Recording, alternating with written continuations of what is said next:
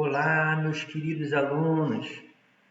Puxa, muito bom estar com vocês em mais um encontro. Às vezes a gente fica um tempinho assim, meio distante, e às vezes a gente tem essa oportunidade de estar junto, né? Em duas aulas sequenciais, né? Que bom! Semana passada nós estávamos juntos e esta semana novamente.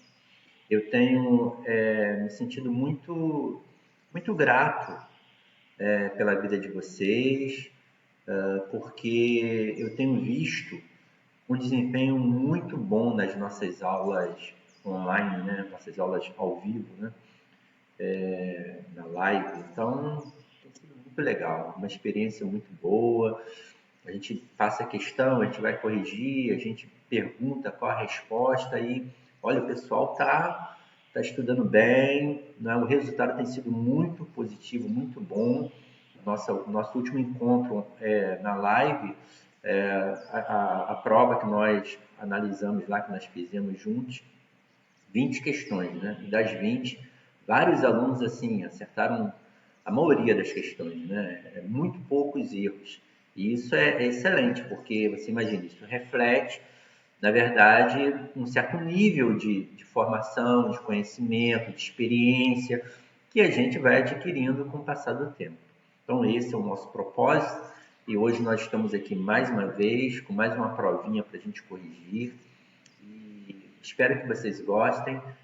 Preparei com carinho, né? Fico ali pesquisando, olhando para ver aquela prova que seja mais de acordo, né, com o nosso processo de estudo, ok? Vou colocar aqui então a folhinha de exercício para a gente começar a nossa folhinha de prova para a gente começar a fazer a nossa análise, tá?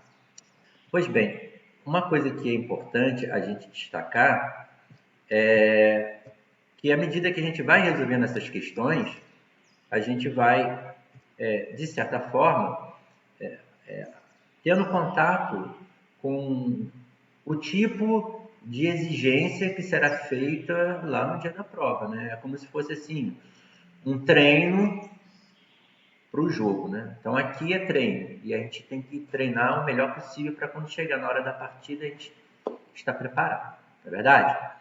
Pois bem, pessoal, a prova que nós vamos resolver hoje é a prova de técnico judiciário, né? Foi de 2014, né? Do TJ do Ceará.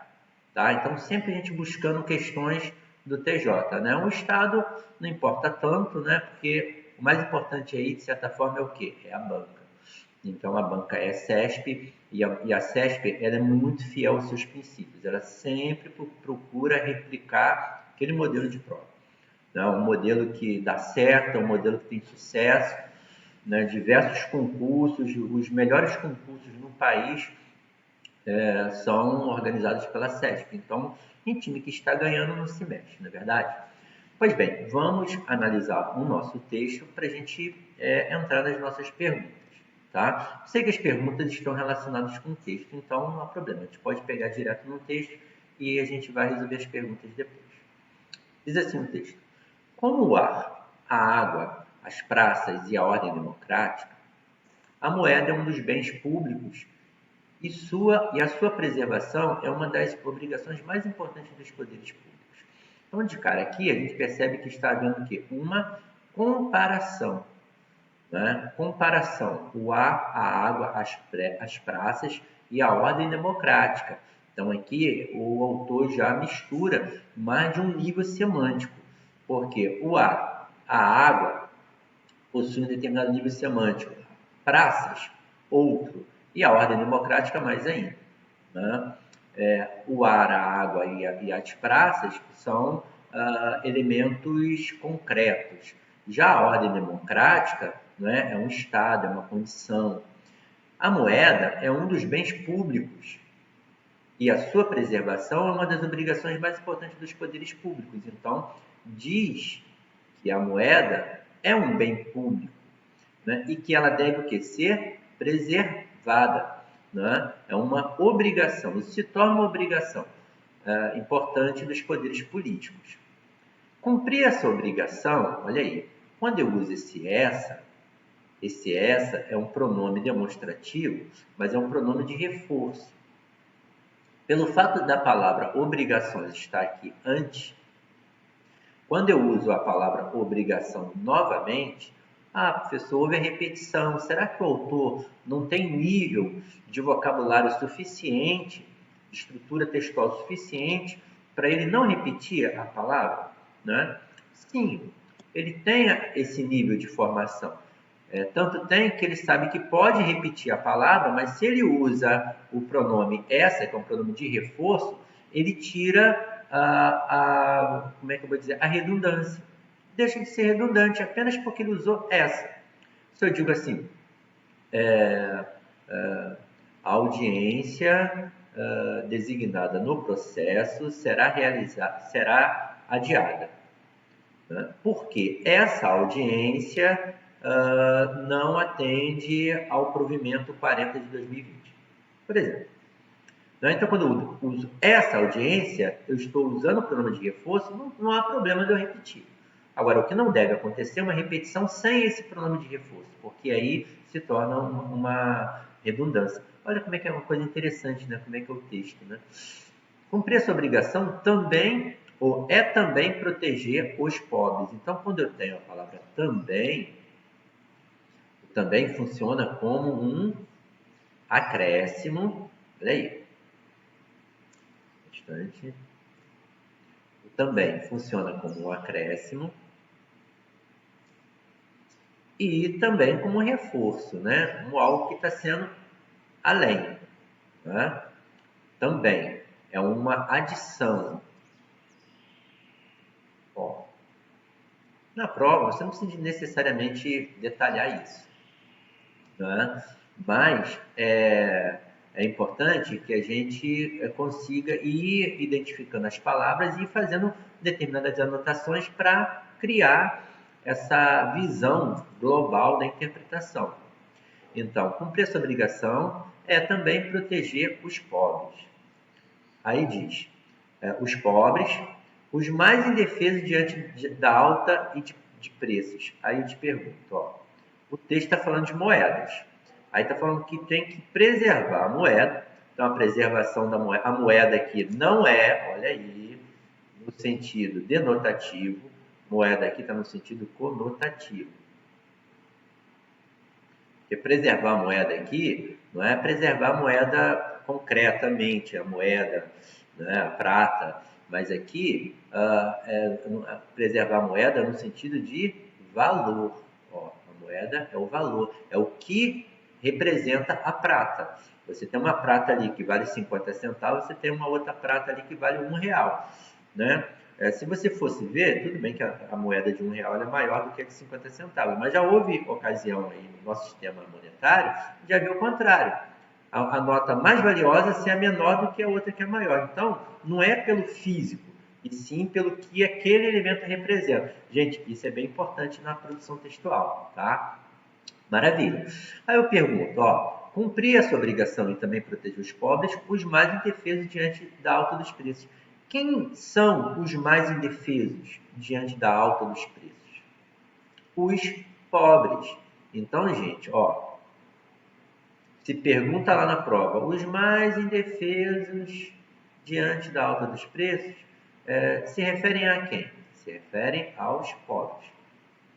Em tempos de inflação elevada, novamente, a gente tem aí, em tempo de inflação elevada, olha o contexto semântico que sempre a gente gosta de destacar. Está falando da moeda, do valor, está falando que tem que preservar esse valor, né? E cumprir com isso é uma obrigação. E cumprir essa obrigação é também uma forma de proteger os pobres, porque os pobres, pelo fato de receberem menos recursos, se esses recursos recebidos tiverem um poder de compra elevado, evidentemente os mais pobres terão mais meios de manter o seu sustento, a sua subsistência. Né? Então, quando fala em tempo de inflação elevada, está dentro do campo semântico, alta de preço, inflação, reajuste. Né? O reajuste de seus ganhos. Aí eu te pergunto, olha que interessante, um outro elemento de reforço. Aqui o possessivo. Esse possessivo é um elemento o quê? É um elemento anafórico. Tá? O reajuste de seus ganhos. Ganhos de quem? Os ganhos dos pobres. Olha que interessante. E normalmente mais lento do que a alta do custo de vida. É evidente que o reajuste dos ganhos de uma pessoa pobre ele é mais lento do que a alta do custo de vida. Porque a inflação vai corroendo o valor da moeda e, consequentemente, o poder de compra daquela moeda se torna menor. Não é? Se houvesse um ganho real, né, um reajuste real para acompanhar a alta do custo de vida, sempre o padrão ia ser equilibrado, né? Mas conforme não há isso, existe níveis de inflação e isso daí gera um desajuste. Maravilha. Aí tem aqui, ó, além disso, gente, importante você destacar o além disso. Ó. O além disso é o quê? Você tem mais de um argumento e, apesar deste argumento, melhor dizendo, além desses argumentos, eu tenho um último argumento, eu tenho um argumento a mais. Né? Então, esse além disso também pode ser substituído. Lá no fórum usa-se muito o ademais, né? Quando está lá fazendo a argumentação para defender, né, a promotoria, geralmente, para acusar o acusado, aí coloca lá os crimes que ele cometeu, as circunstâncias, aí coloca ademais, além disso, né, outrossim, são termos de acréscimo, de adição. Então, os pobres são prejudicados porque eles são indefesos diante da alta dos preços, se a moeda não for valorizada, o poder de compra diminui, porque essa inflação elevada, né, faz com que o reajuste, de certa forma, o reajuste ele não acompanhe a inflação elevada, porque o reajuste é mais lento. E a inflação elevada ela vai aumentar o quê? O custo de vida. Né? Além disso, depois de tudo isso, eles são menos capazes de buscar. Gente, eles quem? Os pobres. São menos capazes de poupar e de buscar proteção em aplicações financeiras. Beleza? Então, nosso texto está bem, texto muito gostosinho, tranquilinho, né? Os elementos textuais bem marcados, dá para a gente fazer uma provinha aí bem legal quando a gente faz esse tipo de interpretação. Ok? Vamos lá, pessoal. No texto acima, o pronome eles da linha 7, puxa, olha aí. Na nossa análise, a gente acabou fazendo como é que eu vou dizer, as associações, então a gente já conseguiu identificar isso. Sem olhar a questão, a gente já matou, a gente já sabe que aqui, né, na linha 7, o pronome eles da linha 7, ó, eles, linha 7, diz respeito aos pobres da linha 4. Vê que se a gente analisa o texto legalzinho, né, a gente não precisa de analisar com essa riqueza de detalhes. Né? Eu estou analisando aqui para vocês para mostrar os vários elementos que compõem o texto. Evidente que quando você faz esse tipo de análise, se torna muito mais fácil as questões, não há a menor dúvida. Tá? Tudo bem que existem alguns autores que indicam primeiro você ler os enunciados para depois vocês lerem um texto. É válido isso também, né? Também acho válido. Estou fazendo a contramão da questão, por quê? A gente não está apenas lendo o texto para fazer as questões. A gente está lendo o texto para analisar todo o texto, mostrar para vocês como se faz uma análise de texto e, consequentemente, isso vai nos ajudar a resolver as nossas questões. Tudo bem? Podemos seguir? Texto. Então, uma das características mais marcantes da SESC é o uso de texto. É uma banca extremamente textual. Tudo que há nas questões, sempre ali dentro do texto. E é o ideal. Eu acho que isso aí é correto. Isso. No trabalho a gente usa dessa forma mesmo.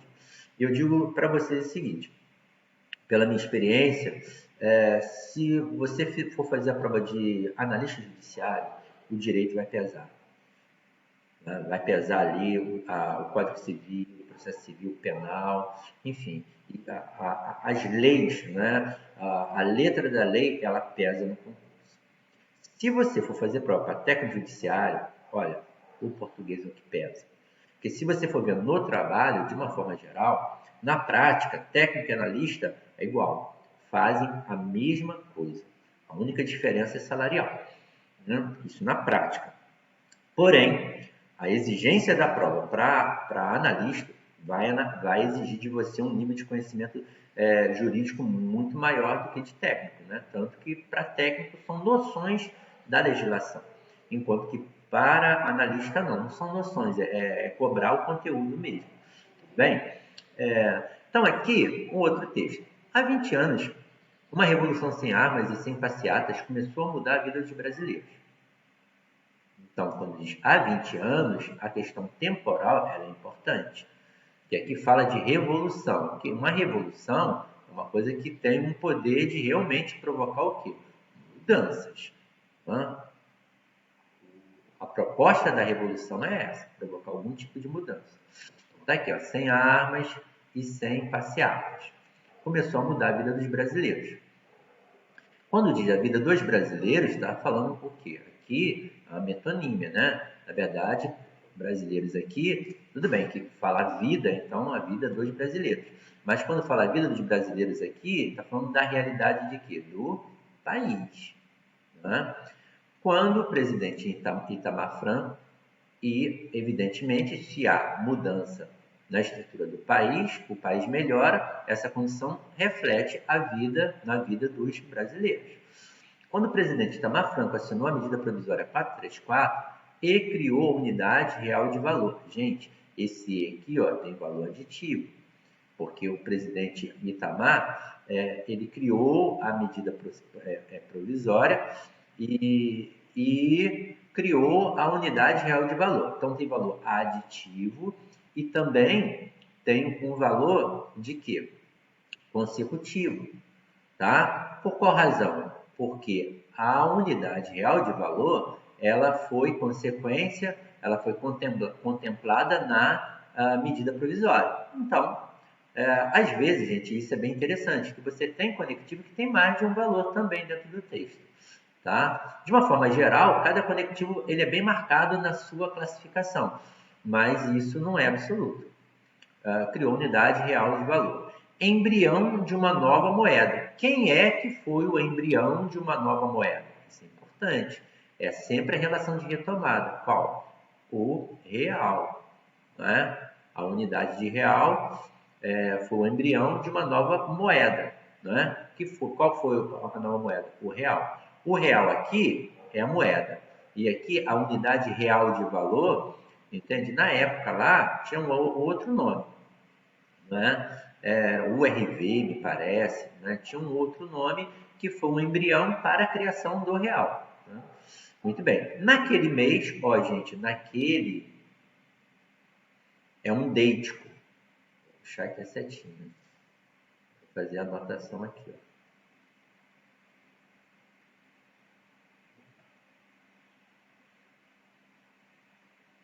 O que seria um deítico, gente? Deítico, anota aí. Estabelece a noção de tempo e de espaço. Tempo e espaço. Tudo bem? Então, quem são os deíticos? Os deíticos são os pronomes demonstrativos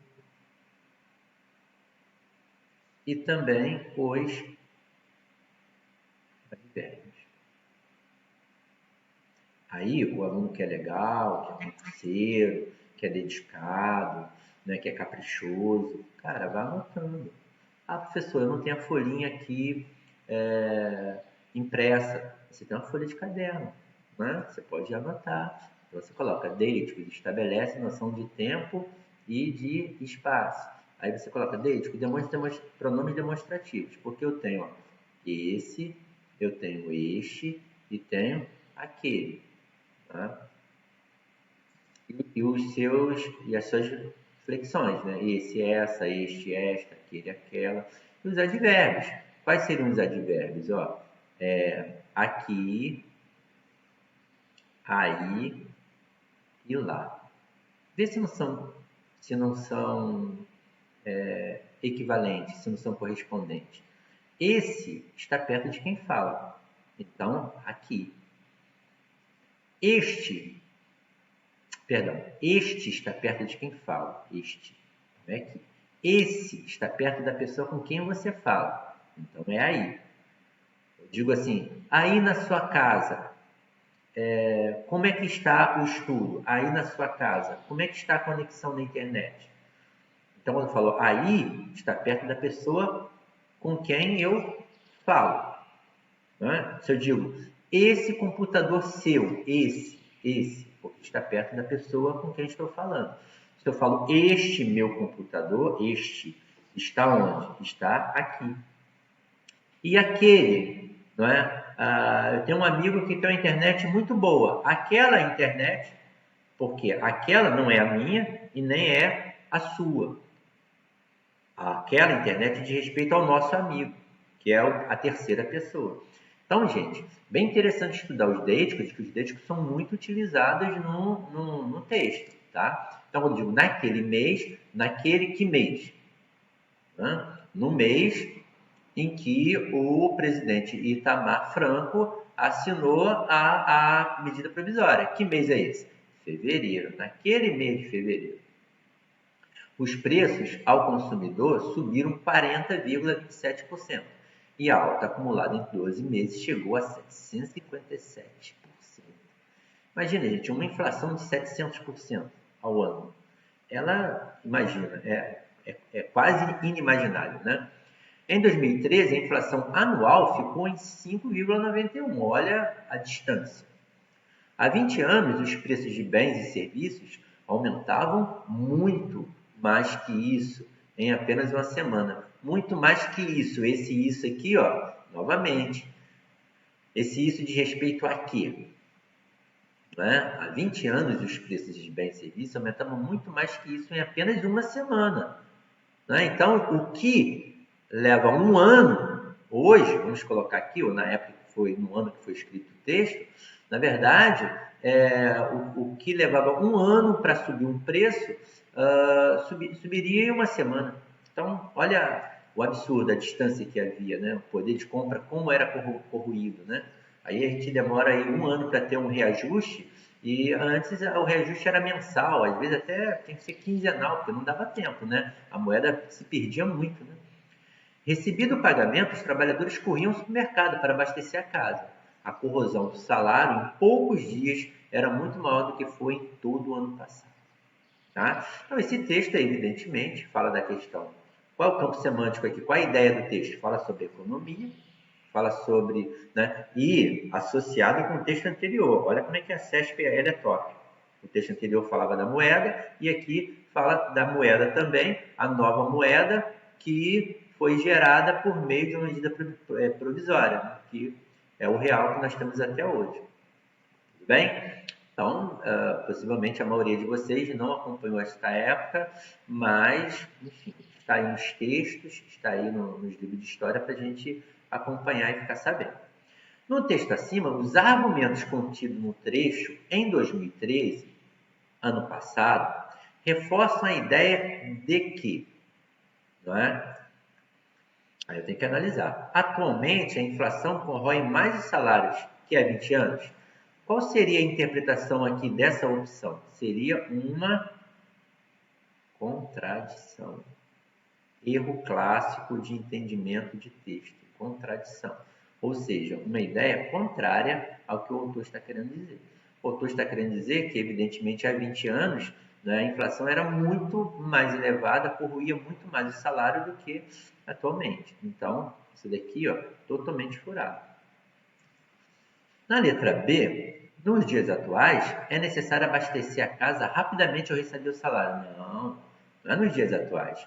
Não, o autor diz que naquela época, 20 anos atrás, Os trabalhadores corriam ao supermercado para abastecer a casa. Por quê? Se deixasse para outro dia, o preço já estava maior, né? Já era mais caro o produto.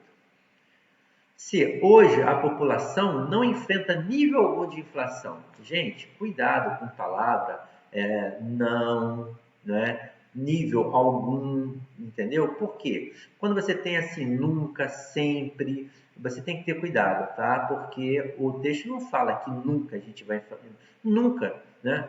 Negativo. Aqui diz assim, hoje a população enfrenta um nível baixo de inflação e não nenhum.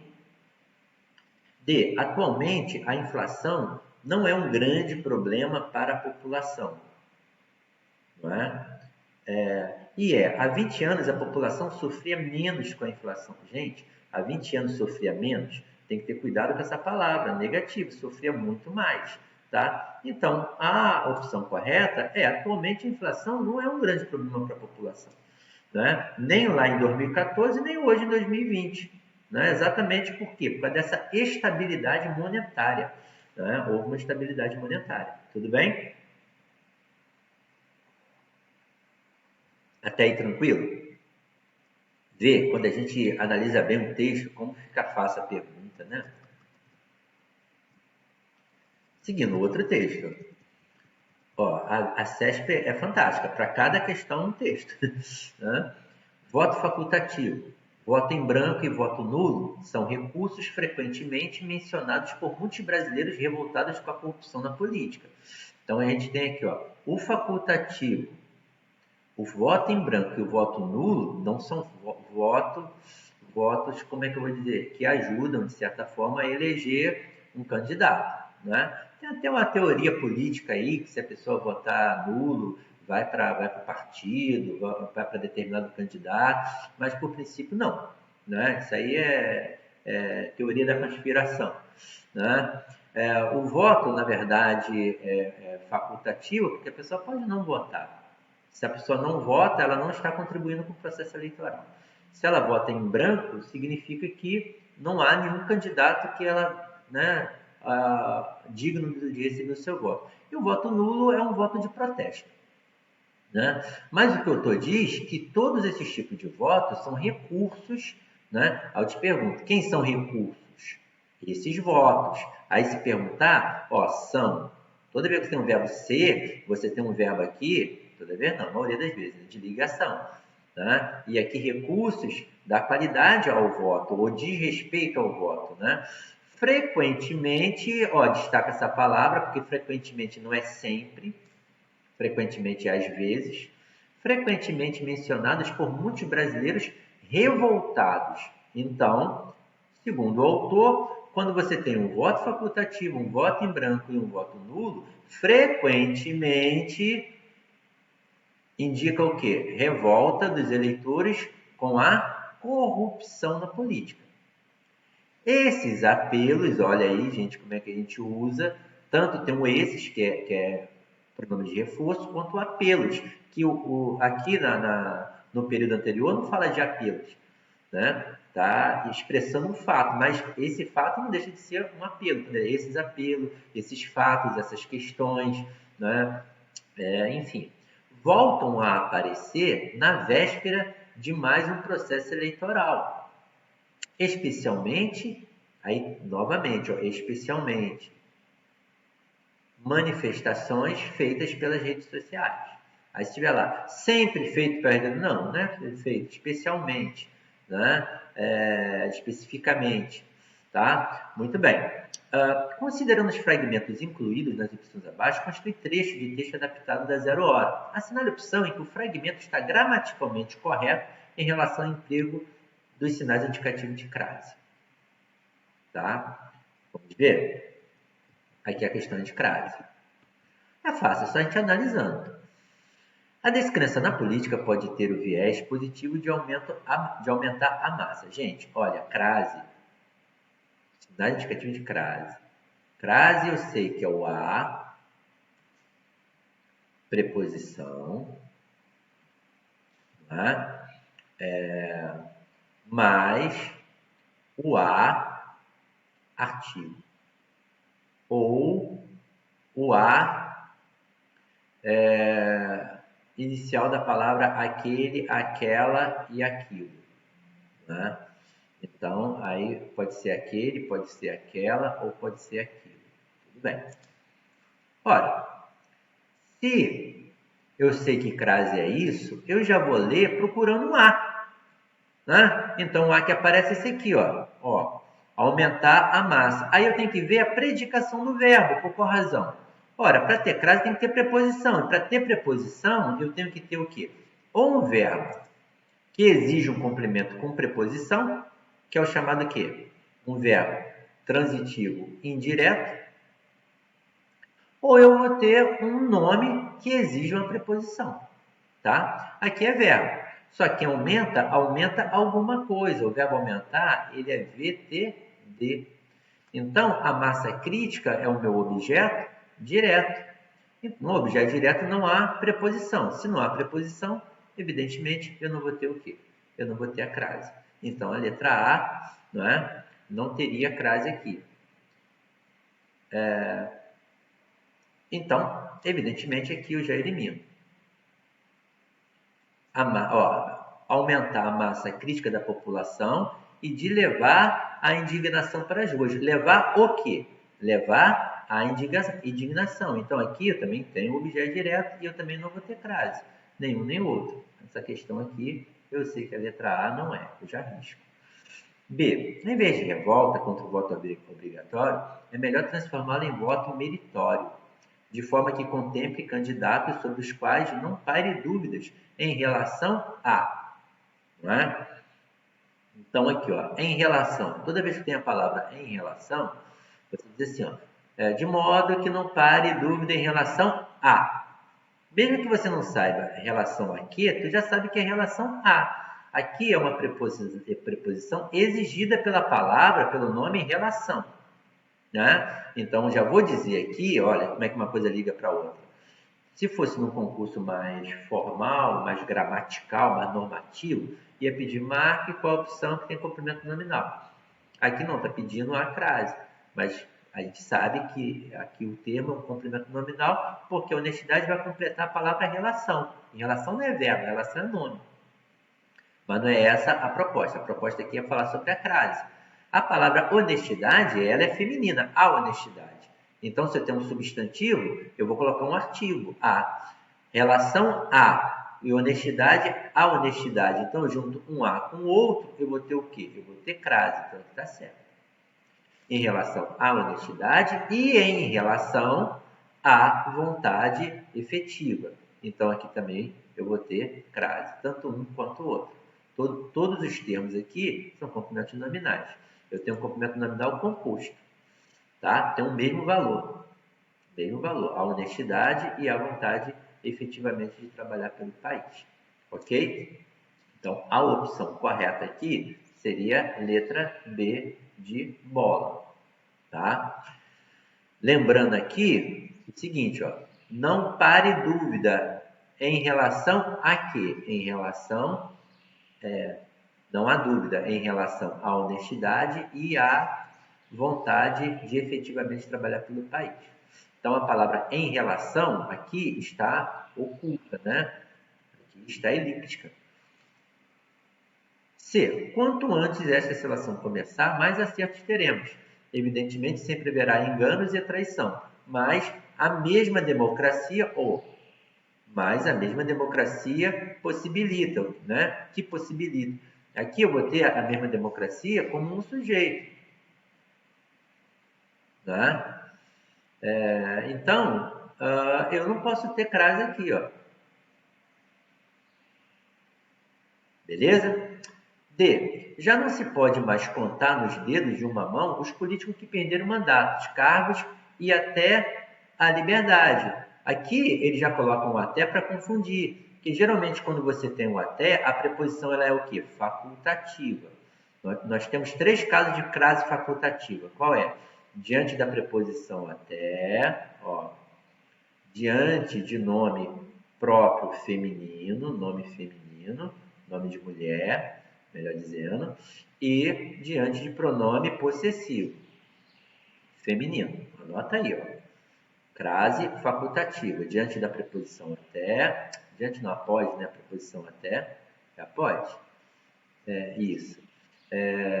Diante de palavra de mulher, nomes femininos, né? Nomes próprios femininos, e diante de pronome possessivo. Tá? Então eles colocam até para te confundir. Mas aqui, se você for analisar, ó, já não se pode mais contar nos dedos de uma mão os políticos que perderam o quê? Aí você coloca, perderam mandatos, perderam cargos e perderam a liberdade. Então tudo isso, gente, é objeto direto composto. Né? Eu tenho mais de um núcleo de objeto direto, ó. Mas todos esses objetos diretos têm a mesma função. Né? São termos de funções equivalentes.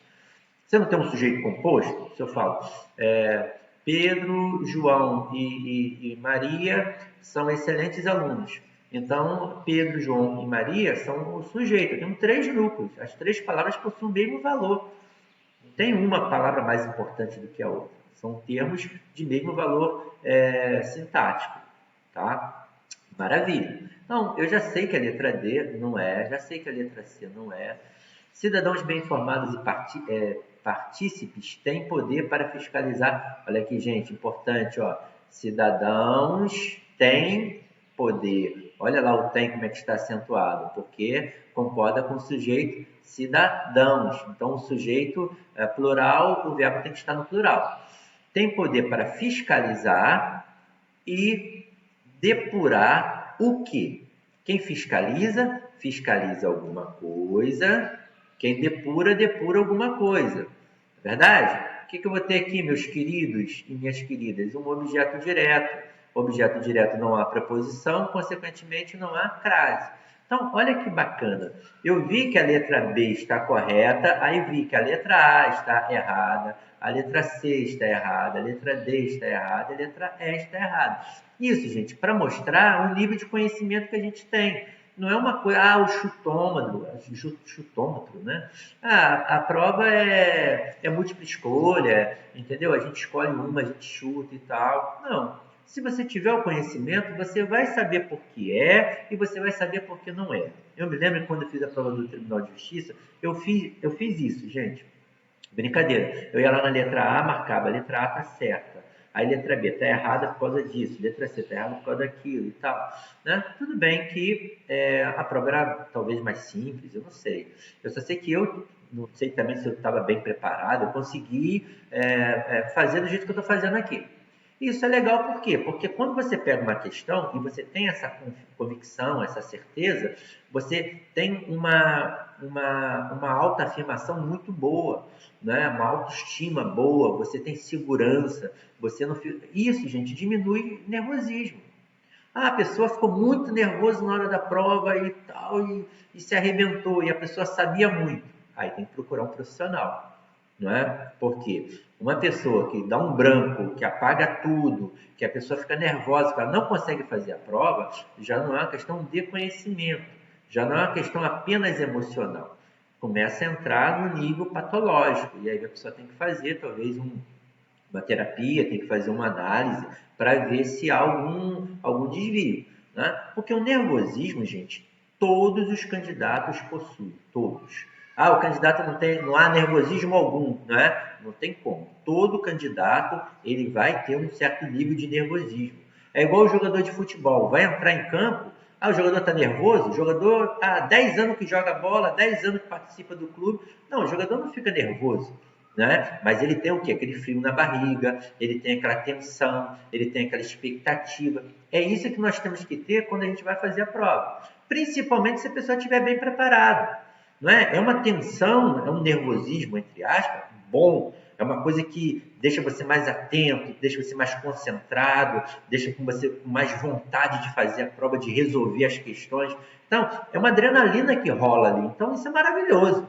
Não é? Ninguém vai fazer a prova com sangue de barata. Não, isso aqui eu sei, me preparei, está tranquilo. Não, só se a pessoa não tiver interesse naquilo. Se a pessoa quiser muito aquilo, certamente ela vai ter essas alterações químicas, né? Essa adrenalina, e isso é positivo, entendeu, gente? Estou dizendo isso por quê? Porque se a pessoa não tiver esse nível de preparo, a pessoa realmente fica muito mais nervoso, porque a pessoa fica perdida, ela pegou a primeira questão, ficou perdida, não sabe qual a resposta, não entendeu, aí isso já dá uma desajustada. Mas a pessoa que estiver preparada, ela tem condições de ir tranquilamente e resolvendo as questões uma por uma, sem maiores dificuldades, ok? Maravilha, vamos para a próxima questão. Qual trecho? Voto facultativo, voto em branco, né? São os recursos frequentemente mencionados por muitos brasileiros revoltados com a corrupção na política. Isso nós já vimos.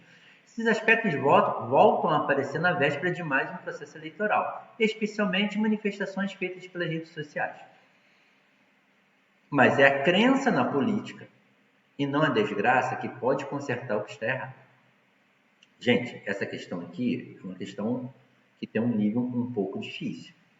Vou explicar para vocês, né, qual é a situação aqui. O fragmento de texto acima se tornaria coeso. Aí imagina, meus queridos, uma pessoa que não sabe nem o significado da palavra coeso. Né? A pessoa vai ter certamente dificuldade de resolver a questão, e coerente. Então, quando a gente estuda, a gente sabe que coesão e coerência a gente precisa de saber, né? Caso a gente queira passar num concurso desse. Até mesmo porque lá no nosso trabalho você tem que ter coesão no que você escreve, tem que ter tem que ser uma coisa coerente. Então, não é apenas uma prova. Se a pessoa entra sem passar pela prova, chega lá, a pessoa tem dificuldade vai ter dificuldade de trabalhar. Né? Então, está aqui que esse texto, esse fragmento se tornaria coeso e coerente caso é uma possibilidade, se a marca de supressão nele mostrada, aqui tem uma marca de supressão, né? Fosse substituída, ou seja, em vez de haver essa supressão aqui, eu vou tirar essa supressão, essa reticência aqui, eu vou incluir o que aqui? Eu vou incluir aqui um trecho, não é? Um período. Vamos ver qual período que a gente vai incluir. Apresentado em uma das opções abaixo. Assinale a opção. Então, tem que olhar, olha só, o próprio enunciado já é uma interpretação de texto. Se eu não conseguir entender o que o enunciado está pedindo, como é que eu vou conseguir saber qual a resposta certa? Percebe? Então, às vezes, o problema não está na questão, o problema está naquilo que está sendo pedido. Se eu não conseguir entender, fica difícil. Pois bem, eu tenho que iniciar o texto aqui. O que eu posso fazer? Né? Começar a ler o texto. Quando chegar aqui, redes sociais, parar, eu vou incluir um parágrafo desse aqui, né? Um período desse aí aqui, para dar continuidade aqui, nessa frase seguinte aqui, porque aqui é o desfecho, mas é a crença na política e não a desgraça que pode consertar o que está sendo errado. Então, essa frase aqui, imagina, eu tenho um trecho em cima e eu tenho aqui esse período de baixo.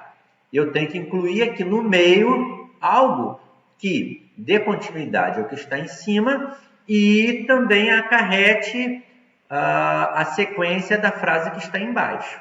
Então, tem que haver essa conexão. Por isso, coesão é conexão. Eu tenho que jogar como se fosse um quebra-cabeça. Eu tenho uma peça aqui em cima e eu tenho uma peça aqui embaixo. Eu tenho que jogar uma peça no meio que se encaixe nos dois. Isso é coesão. Ok? Vamos ver? Bom, aqui está falando que o voto facultativo, que o voto em branco e o voto nulo são os recursos que as pessoas usam geralmente, né? Muitos brasileiros usam, brasileiros que estão revoltados com a corrupção. Estou revoltado com a corrupção, então eu vou votar em branco, eu vou votar nulo, eu não vou votar. Né? E isso acontece, das pessoas pensarem ou agirem dessa forma, esse acontecimento, esse apelo, podemos dizer assim, volta a aparecer na véspera de mais um processo eleitoral. Então, quando a eleição está próxima, né, esse sentimento de revolta, de inconformismo com a corrupção, ele aflora, especialmente em manifestações feitas pelas redes sociais. A pessoa vai se manifestar na rede social, que a pessoa ela é um indivíduo, então ela tem o direito de se manifestar. E de que maneira ela vai alcançar o maior número de pessoas? Por meio das redes sociais, ela vai expressar ali a sua opinião. Aí você tem que analisar, esse procedimento, ele é legítimo? A pessoa votar, não ir votar, ou votar em branco, votar nulo, a pessoa ficar revoltada com a corrupção, a pessoa se manifestar nas redes sociais, tudo isso é legítimo? Sim ou não? Você tem que se perguntar, se questionar. Isso, gente, é interpretação de texto. É você olhar e você questionar o texto, você fazer perguntas para o texto. Para quê? Para você buscar as respostas. Qual a razão? Quando você escreve para um leitor. E aí o leitor, para entender, ele precisa se questionar acerca do que está escrito, para ele alcançar esse entendimento. Ah, deixa eu ver se eu entendi. É isso que você está querendo dizer? É. Ah, então, pô, legal, eu entendi corretamente. Tá? Então, vamos ver. Aqui tem mais é a crença na política e não a descrença é que pode consertar o que está errado. Esse mais aqui, gente, indica o quê? Uma oposição. Indica uma contrariedade. Indica uma oposição, uma contrariedade. Se é uma oposição, uma contrariedade, o que vem aqui em cima deve o quê? Deve continuar, o que vem aqui no meio, melhor dizendo, deve continuar o que está lá em cima. Não é? E se o cara é revoltado, se o cara não vota, não é? Ele não tem crença na política. Não é isso? Ele é descrente. E segundo o texto aqui, na última parte, essa descrença, essa crença e a não descrença, né, na política, que pode consertar o que está errado. Quer dizer, está errado o país, mas se eu não voto, eu acabo não tendo a participação, a possibilidade de consertar o que está errado. Se quem está lá é corrupto, eu posso colocar outro político que não seja corrupto. Então, eu vou buscar aquele que esteja de acordo com os meus ideais. Consegue entender? Então, aqui eu tenho que analisar. Portanto, eles não vêm de outro planeta. Eles quem? Os candidatos, né? Os políticos. Saem dos setores organizados da sociedade. Chegam ao poder pela autorização explícita de contingentes de eleitores numerosos, o suficiente para diferenciá-los dos demais postulantes de mandatos. Tá? Esse que é o problema, gente, que você vai ver aqui, todas as opções estão corretas, ou seja, o que está escrito são coisas coerentes, são coisas coesas. A única questão é que o que está escrito tem que estar aqui no meio, não pode ser uma ideia isolada, tá? Então, isso daí, de maneira alguma. Por quê? Porque o A, você tem ali, tipo, uma conclusão, não é? E aqui você vai ter no meio uma ideia que vai dar continuidade, vai reforçar o que está em cima. E quando ele coloca o portanto aqui, que é uma conjunção conclusiva, a ideia que vem depois aqui não é uma ideia que dá continuidade ao que está em cima. Percebe? Então a letra A está furada, não é? A letra C. Um tal grau de responsabilidade não pode ser atribuído apenas aos políticos. A pergunta que se impõe é: o que os cidadãos podem fazer para impedir a deformação na política? Numa democracia, eles podem muito, não é? Então, aqui, na verdade, está reforçando o que está embaixo. Não é? Está dizendo aqui que você tem que acreditar, que você tem que participar, mas o que está no meio tem que reforçar o que está em cima e não o que está embaixo. Então, a letra B, a letra C, entendi, eu vejo que não tem sentido também. Porque a letra A, o meio ali, não é estimular a pessoa a participar da política. O meio ali é reforçar o que a pessoa está dizendo em cima. D, ao contrário, olha aí, o contrário é o que está embaixo e não no meio. Eu não tenho mais aqui, esse mais não é oposição, não é contrariedade, então é o contrário. Então, se eu coloco o do contrário aqui no meio, eu estou reforçando o que está embaixo. Então, é sinal que eu não entendi a pergunta. Na E, esta iniciativa legisladora, porém, carrega... Olha aí, tem um outro porém. Se é porém, indica o quê? Uma contrariedade, uma oposição. Vai reforçar o que está embaixo. Não é o que está embaixo. O que está no meio tem que reforçar o que está em cima. E aí você vai para a letra B. Essa indignação, olha o pronome de reforço aí, ó, essa. Que indignação é essa? É a revolta que a pessoa tem contra a corrupção. Ela é o quê? Legítima, realmente é legítima, a pessoa tem esse direito, né? E acentua-se sempre que explode um escândalo político ou que um julgamento do STF, como a recente apreciação de recursos, não corresponde à expectativa da nação. Então é evidente que se o STF toma uma decisão contrária àquilo que a nação espera, que o povo espera, né, quando ocorre um escândalo político, isso reforça o desânimo em relação aos candidatos. Isso reforça a revolta, a indignação. Isso é o quê? Isso é legítimo. Mas, olha aí vem a contrariedade. É a crença na política e não a descrença que pode consertar o que está errado. Então, a opção correta é a letra B de bola. Caraca, é questão difícil, né? É questão de Tribunal de Justiça, questão de SESC, tá? Então, gente, o que eu vejo é assim, é um processo, né? A gente vai aprendendo, a gente vai se desenvolvendo gradativamente. Se você for ver, pô, professor, você às vezes é meio lento na análise, você coloca muitos detalhes e tal. Gente, nesse momento aqui, nessa aula, nessa exposição, a nossa ideia não é tanto passar conteúdo para vocês. Por alguns motivos. Um dos motivos é que conteúdo vocês já possuem. Vocês já possuíam um certo nível de conhecimento quando chegaram ao curso. Vocês estudaram no curso, né, as matérias, tanto de forma presencial quanto de forma online. Então, conteúdo por conteúdo, às vezes não há tanta diferença não, entendeu, gente? Mas a experiência, ela conta muito. E não é experiência apenas de conhecimento, é experiência de você ir vendo onde é que está a armadilha, onde é que está a pegadinha, quais são os elementos que eu tenho que marcar, qual o tipo de cobrança que a banca faz. Gente, e a banca ela é muito repetitiva, ela acaba se tornando, de certa forma, previsível. Então, um candidato que faz muita questão da SESP, quando ele pega uma questão, ele lê o enunciado, ele já imagina o aliás, quando ele lê o texto, ele já imagina o tipo de pergunta que a banca vai fazer em cima daquele texto. Olha que legal, né? Então, a gente vai aos poucos, que a gente vai mostrando para vocês como é que é o funcionamento, como é que as coisas acontecem, como é que a gente interpreta o enunciado, né? Qual o tipo de elementos que a banca gosta de pegar no texto para cobrar. Então, tudo isso daí é uma coisa importante para a gente ir mostrando para vocês. Eu estou passando para vocês mais uma experiência de concurso, de como se faz uma prova, de como é elaborada, do que nós precisamos de saber para fazer a prova, do que propriamente conteúdo, né? Conteúdo, de certa forma, você pode conseguir estudando, lendo em casa, né? Você resolvendo as questões anteriores, né?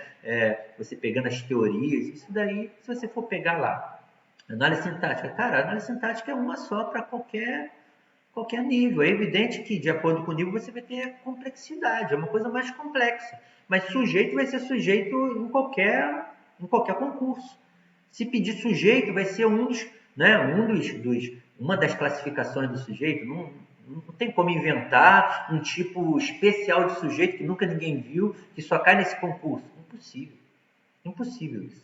Então, se você estuda, eu sei concordância nominal, eu sei concordância nominal. Vai ter concurso para juiz. Se for concordância nominal, eu vou acertar. Vai ter concurso para presidência da República, ministro da Cultura, da Educação. Vem cá, é concordância nominal? Eu vou acertar. Por quê? Não tem como se inventar uma concordância. A regra vai ser sempre a mesma. É evidente que a elaboração da questão pode ser complexa, né? Mas se eu tiver o conhecimento da regra, né? E se eu tiver experiência em fazer questões, evidentemente eu vou acertar, tá? Então, gente, por isso que a nossa proposta é essa, a proposta de preparar vocês nesse sentido da desenvoltura diante do concurso. Isso é bacana, por qual razão? Uma pessoa que estuda sozinho, ela não tem acesso a essa informação, né? É uma informação, até mesmo fruto de quem já passou por isso e que está transmitindo para vocês essa experiência. Tudo bem, gente? Maravilha, vamos nessa. Muito gostoso de estudar. Cara, muito bacana, né? Vamos lá. Próximo texto. A necessidade de tratar as atividades econômicas em grupos distintos, organizados segundo sua função no sistema econômico. Empresas que produzem pentes pessoais, né? A exemplo de uma fábrica de camisas, e operam em regime de concorrência, devem ter um tipo específico de legislação de greve, pois, quando seus empregados paralisam as atividades, o único prejudicado é o patrão.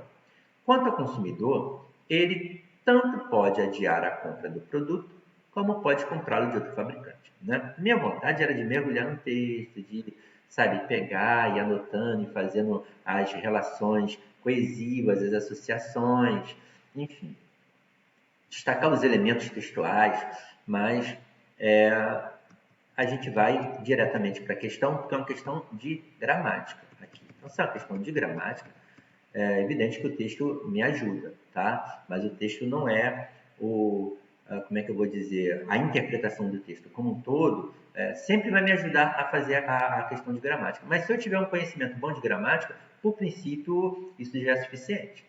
Vamos ver? No fragmento de texto acima, o segmento quando, seus, as atividades, está entre vírgula, porque constitui uma oração. Aí eu tenho que ir lá na linha 6 e eu tenho que ver que situação é essa, não é? Está entre vírgula, quando seus. As atividades, vamos ver. Que operam em regime de concorrência deve ter um tipo específico de legislação de greve, pois, quando seus empregados paralisam as atividades, o único prejudicado é o patrão. Né? Então, aí, uma questão de oração. Né? Então, vamos ver, dentro do texto, que tipo de oração é essa. Ora, aqui eu tenho, deixa eu ver, pois quando seus empregados paralisam a atividade, o único prejudicado é o patrão. Aqui eu tenho duas orações. Quando seus empregados paralisam as atividades, é um. O único prejudicado é o patrão. Aí eu tenho que analisar e tenho que ver. O único prejudicado é o patrão, ou o patrão é o único prejudicado. Eu tenho uma oração principal. Aí eu faço a pergunta, mas quando é que o patrão ele é prejudicado? Quando os empregados paralisam as atividades. Então, gente, quando se fala quando, aqui a gente sabe que é um determinado tempo. Não é? O texto não fala de dia, de data. O texto fala de quê? De um momento. Ele fala de um momento, ele fala de um período de tempo. Então, se fala de tempo, o que nós precisamos de entender? Precisamos de entender que aqui nós temos uma oração subordinada adverbial temporal. Não é? Então, aqui deve estar perguntando, está entre vírgulas porque constitui uma oração. Né? Aqui você tem subordinada de natureza restritiva. Né? Gente, natureza restritiva você vai ter quando você tiver uma oração subordinada adjetiva. Tá? Porque a adjetiva ela vai ter natureza restritiva. E ela vai ser introduzida sempre por um pronome relativo. Então, está bem marcado. Né? Aqui não tem pronome relativo. O quando não é um pronome relativo. Quando é uma conjunção subordinativa, temporal. Então, a letra A não é. A B, subordinada adverbial temporal intercalada. Né? Então, gente, presta atenção. Ela é adverbial temporal? Sim. Por que ela está entre vírgulas? Olha aqui. Porque ela está intercalada. Você separa a adverbial temporal por vírgula? Sim, separa, mas é uma vírgula só. Se você diz assim, quando abrir o concurso da Polícia Civil, eu vou prestar, vou fazer a inscrição. Tá? Assim, quando sair o edital da Polícia Civil, quando sair o concurso da Polícia Civil, eu farei a inscrição. Então, eu farei a inscrição é a oração principal. Aí eu te pergunto, mas quando você vai fazer a inscrição? Quando abrir o concurso. Então, você tem aí, quando abrir o concurso da Polícia Civil, vírgula, eu farei a inscrição. Então, essa vírgula está separando uma oração adverbial temporal da oração principal. Agora, aqui ela está entre vírgula. Um fragmento, segmento, tal, está entre vírgula, ou seja, uma vírgula antes e uma vírgula depois. Por quê? Porque essa oração ela está intercalada. O que é intercalar? Você abrir uma oração e colocar outra oração no meio. que é um termo intercalado? Você abre uma oração e joga um termo ali no meio. Se eu digo assim, os concursos públicos estão muito difíceis hoje em dia. Não há vírgula. Os concursos públicos, sujeito, estão, verbo de ligação, muito adverbial de intensidade, né, difíceis, predicativo do sujeito. Hoje em dia, adjunta adverbial de tempo. Não há vírgula. Porém, se eu pego assim, os concursos públicos estão, vírgula, hoje em dia, vírgula, muito difíceis. Ora, aí ele está o quê? Intercalado. Se o termo está intercalado, eu desloquei uma locução adverbial, para marcar, para dizer que ele está fora da sua ordem, está fora do seu lugar, eu tenho que colocar vírgula, porque a leitura continua. Os concursos públicos, vírgula, hoje em dia, vírgula, estão mais difíceis. Então, os concursos públicos estão mais difíceis. E esse hoje em dia, né, é um termo de natureza adverbial que está intercalado. Posso deslocar para o início? Sim. Hoje em dia, vírgula, os concursos públicos estão mais difíceis. Professor, essa vírgula é obrigatória? Não. Essa vírgula ela é facultativa. Ela se torna obrigatória se ela for longa. E longa, para alguns concursos, como o SESC, por exemplo, são 5 palavras, 5 termos. Se tiver menos de 5 termos, é considerado curto. E curto é facultativo o uso.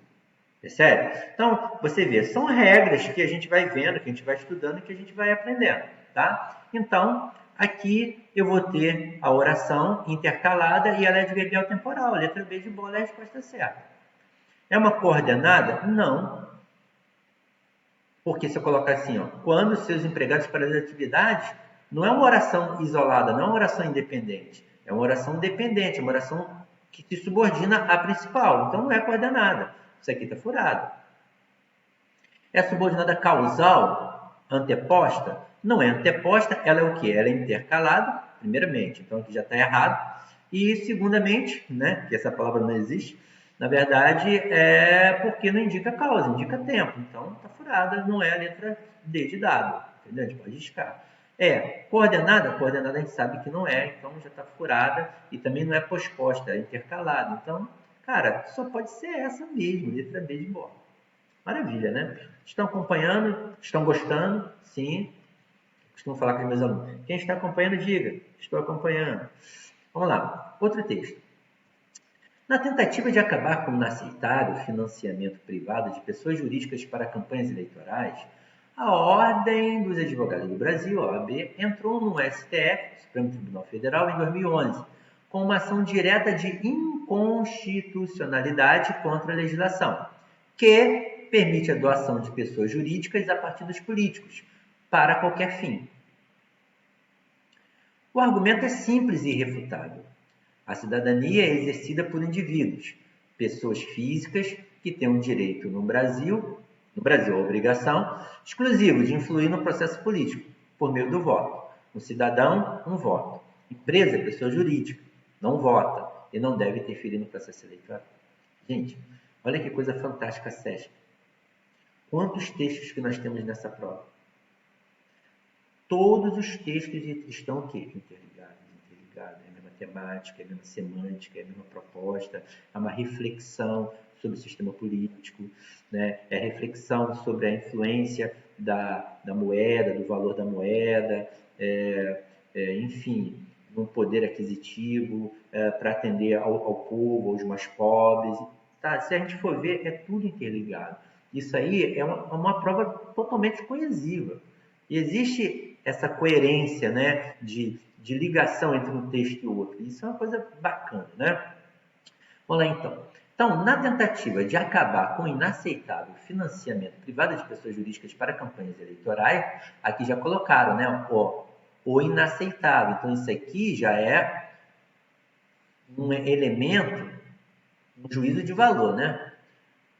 Porque o texto ele pode ser ele pode ser expositivo ou ele pode ser argumentativo. Então, se você pega assim, infelizmente, hoje em dia, é assim que isso acontece, papapá. Olha, esse infelizmente aí é uma impressão que o autor tem. Infelizmente é um juízo de valor. Por que infelizmente? Se eu falo infelizmente, é porque eu acho que aquilo não deveria acontecer. Então, estou colocando minha opinião ali. Isso é um argumento, né? Faz com que o meu texto se torne, de certa forma, o quê? Argumentativo, e não apenas expositivo. Na tentativa de acabar com o inaceitável financiamento privado de pessoas jurídicas para campanhas eleitorais, eu tenho que entender, olha, uma coisa tão simples, tão boba, mas eu preciso entender isso. Pessoas jurídicas são o quê? São empresas. Né? A OAB entrou no STF em 2011, aí está lá, por que em 2011 está separado, está entre vírgulas? É porque indica tempo, o ano aqui é tempo, e está intercalado. Se estivesse no fim da oração, não separaria por vírgula. Como uma ação direta de inconstitucionalidade contra a legislação, que permite a doação de pessoas jurídicas a partidos políticos. Tá? Tudo bem que esse inaceitável aqui, aí fica até o discurso, de certa forma, na análise do discurso, a gente tem lá o discurso indireto livre, que a gente não sabe ao certo se a opinião é do emissor, né? Isso já acontece geralmente na narrativa, né? Você não sabe se a opinião é do narrador ou se é do personagem, mas isso é num texto narrativo. Aqui o texto não é narrativo, tá? Mas, de qualquer forma, a gente pode entender que aquele inaceitável seja uma postura da OAB, mas o autor que está elaborando o texto também possui uma clarividência, concordância com o fato. Vamos ver. Então, aqui, quando eu uso com uma ação direta de inconstitucionalidade contra a legislação que permite a doação de pessoas. Aí lá na questão está lá. O que, linha 5, né, retoma que palavra? Né? Então, aqui a gente tem que analisar que a OAB entrou no Supremo como ação direta de inconstitucionalidade contra a legislação que permite. Então, o que permite a doação de pessoas jurídicas a partidos políticos? A legislação que permite, cara. Não é? Então, essa legislação aí, a OAB está alegando que ela é inconstitucional. Não é? Porque permite a doação de pessoas jurídicas, ou seja, de empresas, a partidos políticos. Para qualquer fim. Se eu te pergunto, qual é o sentido da oração para qualquer fim? Ou da expressão para qualquer fim? Essa locução aqui indica finalidade. Qual a finalidade? Qualquer finalidade, qualquer fim. O argumento é simples e irrefutável. 2 pontos. A cidadania é exercida por indivíduos. Então, o argumento, quando diz assim que é simples e irrefutável, reforça o inaceitável. Se é um argumento que é irrefutável, não tem como você aceitar isso. A cidadania é exercida por indivíduos. Aí, preste atenção. Eu tenho aqui, a cidadania é exercida por indivíduos. Logo, eu tenho por indivíduos. Os indivíduos exercem a cidadania. Então, a cidadania é um sujeito paciente. Ela sofre a ação de ser exercida. Ela é exercida por quem? Pelos indivíduos. Então, na ordem, na voz ativa seria os indivíduos exercem a cidadania. Né? Eu poderia ter assim, exerce-se...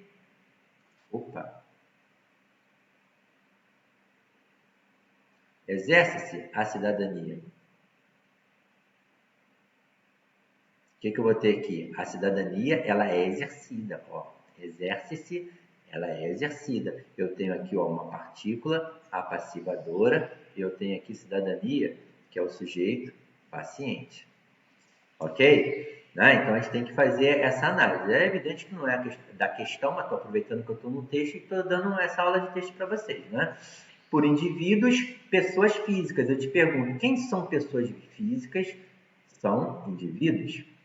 Tem, olha o plural aqui, Aí você tem, que tem, quem que tem? Pessoas físicas. O que? Puxa a seta, pronome relativo. Pessoas relativas, qual é a função sintática do relativo? Ele é sujeito. Tem o direito exclusivo de quê? De influir no processo político, por meio do voto. Por meio do voto. Um cidadão, um voto. Ou seja, para cada cidadão, você tem um voto. Isso aqui desfaz um pouco o sentido daquele outro texto, né? Que você vai votar facultativo, voto nulo, voto em branco. Não. O texto que fala um cidadão, um voto. Empresa é pessoa jurídica. Não vota e não deve interferir no processo eleitoral. Tudo bem? O texto em apreço é Olha só, gente, a gente fez toda uma análise de texto independentemente das perguntas, porque é o que eu estou dizendo, estou aproveitando esse momento agradável aqui para a gente ir destrinchando os textos. A gente está estudando 2 vezes, né? O texto em apreço é predominantemente o que? Instrucional. O que seria um texto instrucional? Anota aí. Instrucional diz respeito à instrução. Você tem um manual, você tem uma bula de remédio, você tem uma receita de bolo, uma receita de algum prato, não é? Porque ali está te instruindo o passo a passo de como você realizar um determinado, uma determinada ação. Então, um manual, por exemplo, de uso de um computador. Você comprou um celular, comprou um computador, eu vou ler aqui para quê? Porque ali instrui como você liga, como você configura. Então, um texto instrucional. Tudo bem?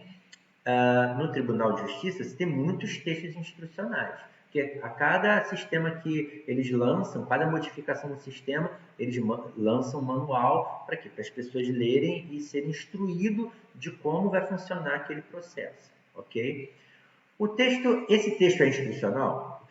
Por favor, né? Evidentemente que não. Ele é dialógico, né? Sim ou não? O que seria um texto dialógico? O dialógico lembra o quê? Lembra diálogo. Diálogo, do grego, dia, significa através de, ou por meio de, né? Talvez fique até melhor. O que significa? Ou seja, logos, do grego, significa discurso, significa palavra. Né? Significa palavra ou discurso. Então, discurso. Um texto dialógico é aquele que estabelece uma provocação para o diálogo. É um texto que ele é elaborado para, de certa forma, provocar uma reação, uma resposta, né? Seja a favor, seja contra, né? Uma crítica, uma análise, né?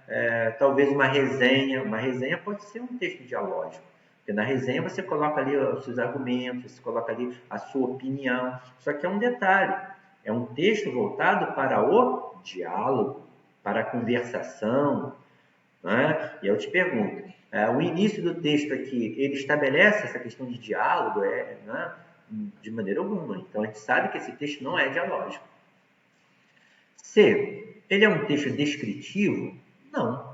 O texto descritivo é aquele que descreve, que coloca as características físicas, as impressões psicológicas, as características, né, ou a qualificação de uma pessoa, as características de uma paisagem. Enfim, é um texto que se usa muitos adjetivos, é um texto em que você não tem uma sequenciação de ações. É um texto, as ações são inertes, elas são simultâneas. Num texto descritivo, as ações acontecem todo ao mesmo tempo. Tá? Então, esse texto não é descritivo. Ele é narrativo? Negativo. Esse texto não é narrativo porque a narração ela é um contar de histórias, uma sequência de fatos. Então, um texto, por exemplo, narrativos é uma novela, é um filme, você tem uma série, uma ação que ocorre após a outra. E agora, o que vai acontecer? Quando você, por exemplo, conta para alguém alguma coisa que aconteceu com você no fim de semana, isso é uma narração. Você tem, quando foi? No fim de semana. Quem participou? São os personagens. Né? Aí você tem onde ocorreu, né? o fato. Né? Enfim, então você tem ali os elementos da narrativa, né? Os personagens, o tema, a trama, né? Tem um ápice da trama, enfim.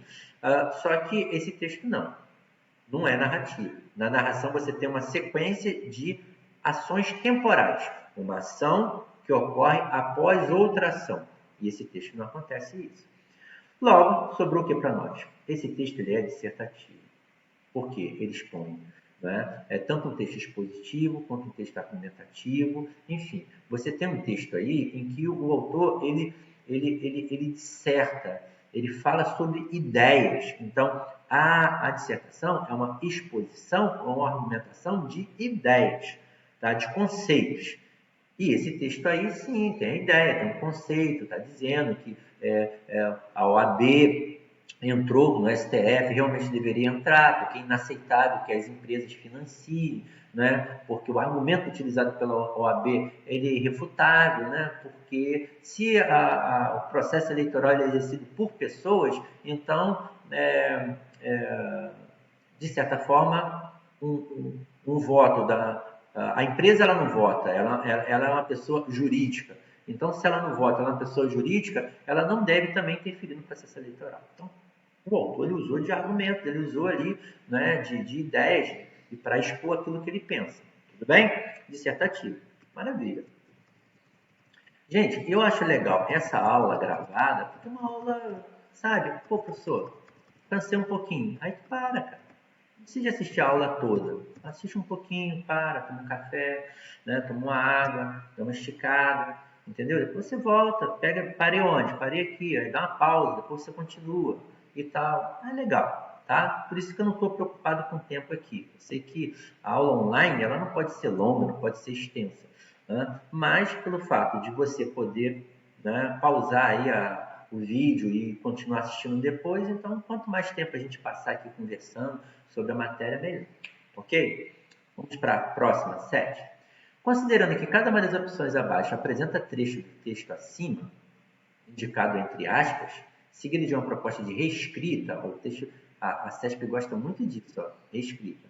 Assinale a opção em que a reescrita, além de manter o sentido da informação originalmente apresentada, também preserva a correção gramatical, tá? Então aqui, ó, tem que ver a correção gramatical e tem que ver a permanência, não é, da informação original do texto. Vamos lá? Aí a gente tem que voltar para o texto. Então, eu tenho que permite a doação linha 5, cuja permite. Gente, essa eu não vou nem buscar ali. Se você tem que permite a doação, cuja permite, você não tem verbo depois de cujo. Então, aqui já está furado. Dá licença. Não me leva a mal não, tá? Na B, linha 7, o argumento, aquele argumento. Vamos ver. Aqui. O argumento é simples, irrefutável. Né? Então, não é aquele argumento. Aquele, se fosse um argumento anterior. Aqui não, está falando o argumento. Né? Está se referindo ao argumento, está se referindo à ideia anterior, mas está usando aqui, ó, o artigo, porque a palavra argumento é substantivo. Então, o aqui, ó, é um artigo definido, tanto que concorda com o substantivo a que se refere. Esse o não é pronome demonstrativo. Né? Se eu digo assim, dos alunos do curso, o que prestou, o que fez o simulado conseguiu uma nota maior na prova. Então, dos alunos do curso, o que fez o simulado conseguiu uma nota maior na prova. Ou seja, dos alunos do curso, aquele que fez o simulado. Então, o que fez o simulado, aquele que fez o simulado, essa equivalência, gente, nós precisamos de ter em mente, que ela é muito importante e a banca gosta de cobrar essas coisas, tá? Mas nesse caso aqui, de maneira alguma, ali o aqui, ó, não pode ser substituído por aquele, porque o não é pronome demonstrativo, é artigo. Então, C, de influir no processo político, linha nova, de influenciar com o processo político, não precisa ir ao texto. Porque aqui influir no processo, lugar, não é? Então, vai influir onde? Vai influir no processo. Aqui, influir com o processo, aqui não. Né? O com aqui tem um outro sentido. Eu vou influenciar por meio do processo. Aqui a ideia é de meio. E aqui a ideia é de lugar. Então, eu já percebo que se eu troco um pelo outro, entende? Não vai, o sentido original vai ser o quê? Vai ser alterado. Então, dá licença, tá? A letra C eu vou riscar. Na E, entrou no Supremo Tribunal Federal, linha 3 e 4. Apresentou ao Supremo Tribunal. Não, aqui é a mesma coisa. Entrar é uma coisa, entrar no Supremo, né? E apresentar ao Supremo é outra. Tá? Então, muda o sentido também, né, da original do texto.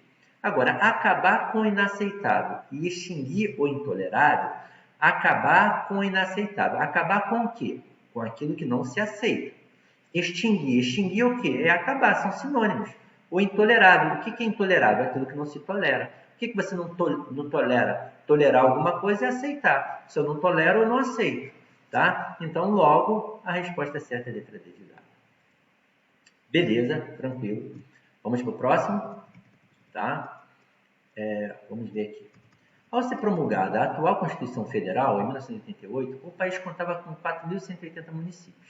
Coerentemente com os ventos liberalizantes da época, a transformação de distritos em cidades dependia, em princípio, de parecer da Assembleia Legislativa do Estado respectivo. Nada difícil, pois o surgimento miraculoso de prefeituras e estados frequentemente interessa políticos regionais.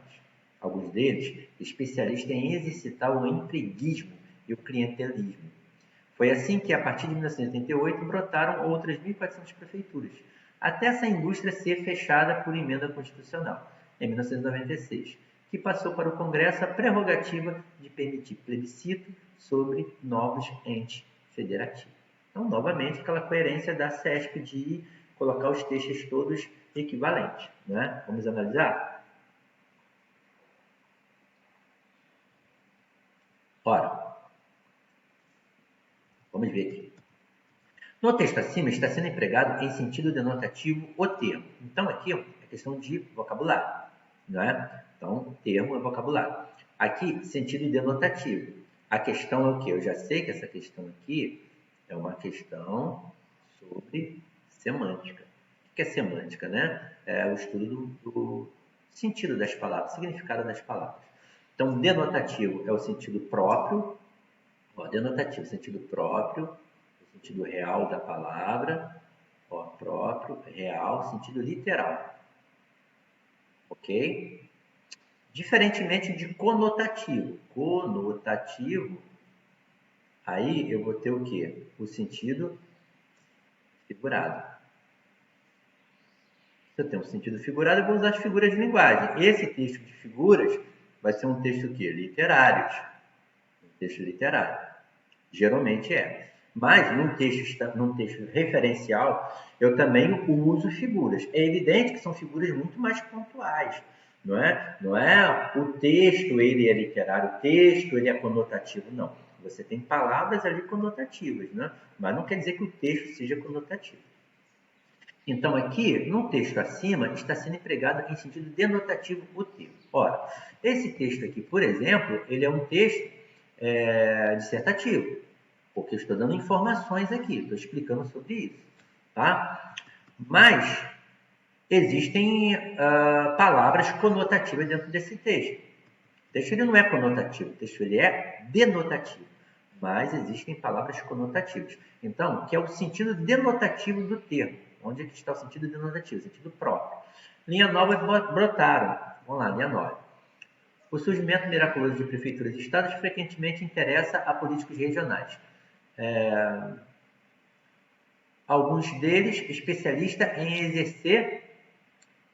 exercitar o empreguismo e o clientelismo. Foi assim que, a partir de 1988, brotaram outras 1.400 prefeituras. Gente, prefeitura não brota. Brotar aqui é no sentido de quê? De planta.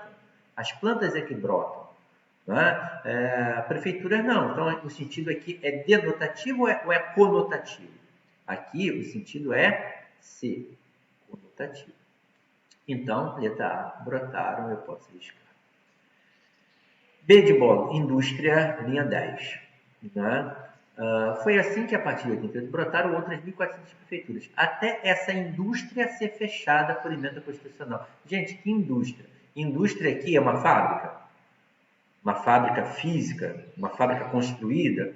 Não, indústria aqui, né, esse mecanismo, não é, de você fazer prefeitura, de você, enfim, de você criar, elaborar, formar, né, meios, de certa forma, para você usufruir alguma coisa ali daquele empreendimento. No caso aqui, o empreendimento é público, que seria a prefeitura, tá? Então, indústria aqui está no sentido conotativo também. Então, puxa aqui, letra C, conotativo. Ventos, linha 3. Tem que subir.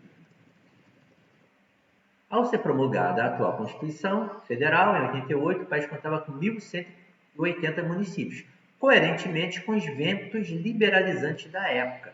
Gente, ventos aqui, liberalizantes, né, são os meios, as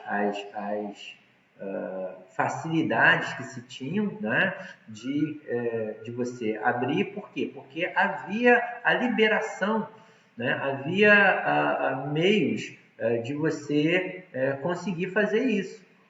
Né? Então está aqui, ó, a liberalizante da época. A transformação de distrito em cidade dependia, em princípio, de parecer da Alerj, do Estado. Então a Alerj do Estado ia lá e liberava. Então havia leis para isso. Então tinha ventos liberalizantes.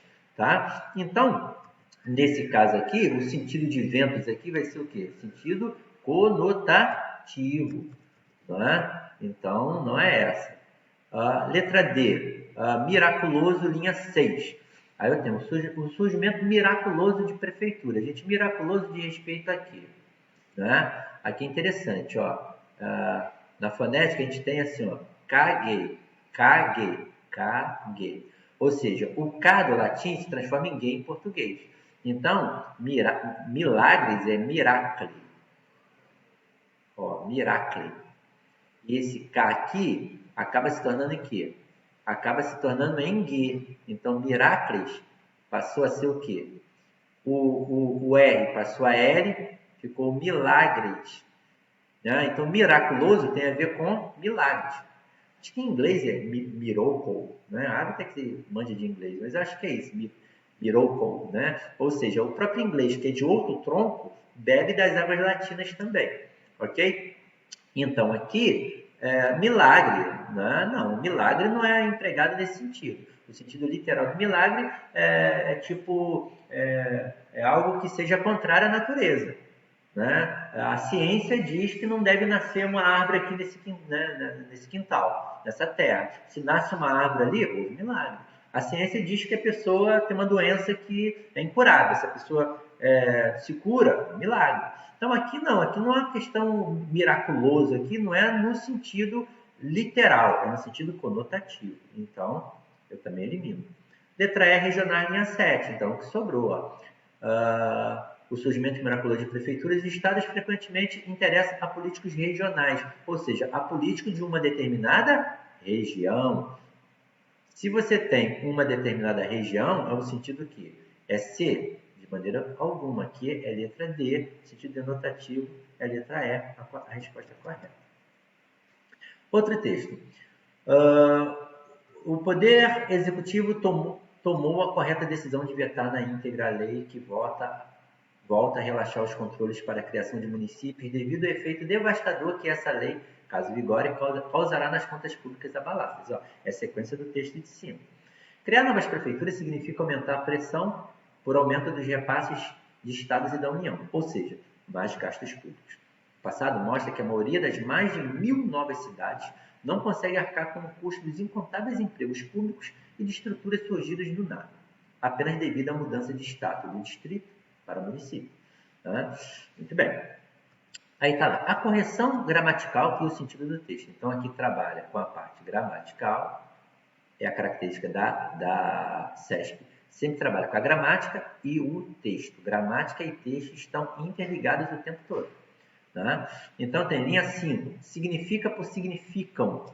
Criar novas prefeituras significa aumentar. Criar novas prefeituras significam...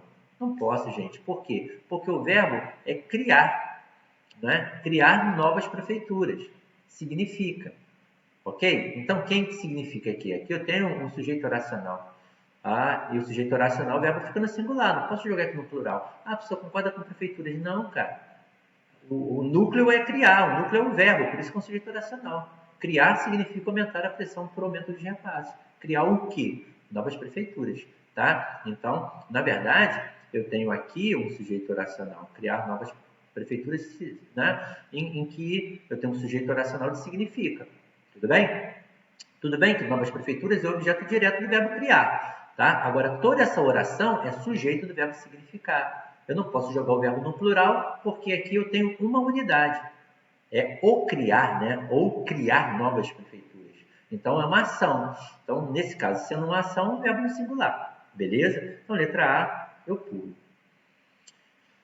Letra C, a mudança com crase por as mudanças sem crase. Aqui, por princípio, vamos ver, vamos lá. Linha 10. O custo dos incontáveis empregos públicos e estruturas surgidas do nada apenas devido a... Gente, se é devido a alguma coisa, tem preposição. Não é? A palavra mudança é um substantivo feminino, que também vai admitir o quê? O a artigo.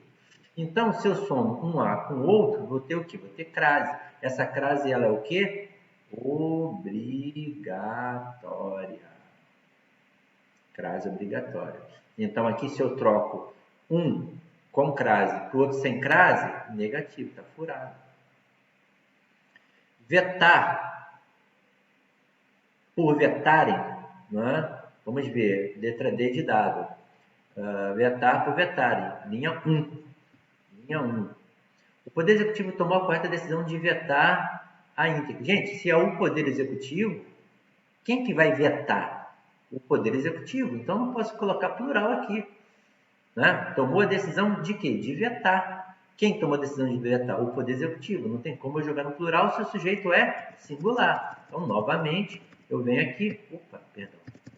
Eu venho aqui e elimino a letra D de dado. Causará, linha 4 por causarão. Né?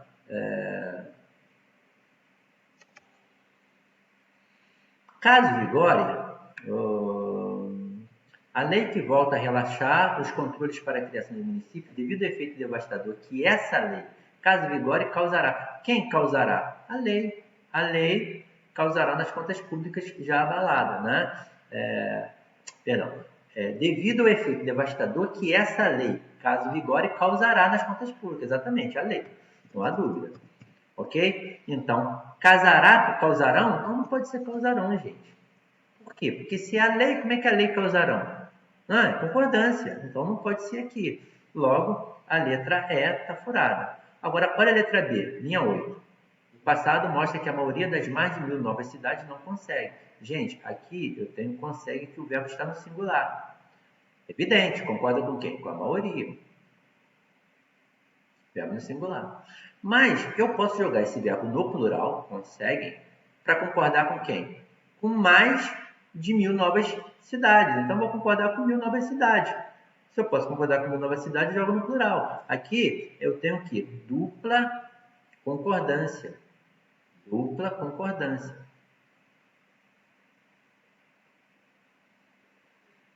Dupla concordância. Eu posso concordar com singular ou com plural. Também chamado de concordância atrativa. Eu concordo com duplo, que é singular, que indica coletivo ou partitivo, ou eu posso concordar com a adjunta de nominal no plural. Tá? Então, aqui eu vou ter a certa letra B de bola. Maravilha, tranquilo, muito feliz. A gente está acertando, está indo bem. Outro. Aqui, 10. Análise do texto. Perdão.